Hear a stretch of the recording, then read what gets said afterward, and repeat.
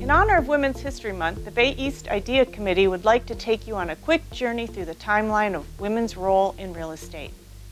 Back in 1794, the U.S. real estate industry was created, and although women have been involved in real estate since the beginning, their role was limited to office and clerical duties. In 1839, Mississippi became the first state to allow women to own property, and in 1862, widowed women were allowed to claim land via the U.S. Homestead Act.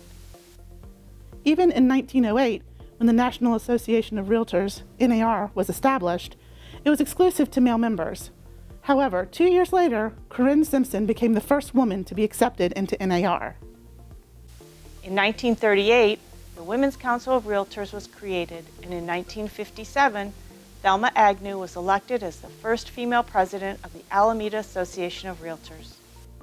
The passing of the Civil Rights Act in 1964 was a significant milestone for equal opportunities, and by 1978, women became the majority of NAR members.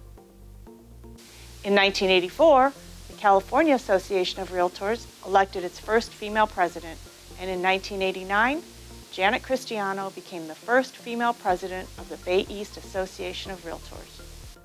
Jumping to 2017, CAR launched Woman Up, a platform aimed at promoting and empowering women in the real estate industry.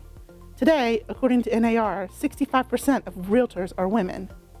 2022 was a historic year for women in leadership roles.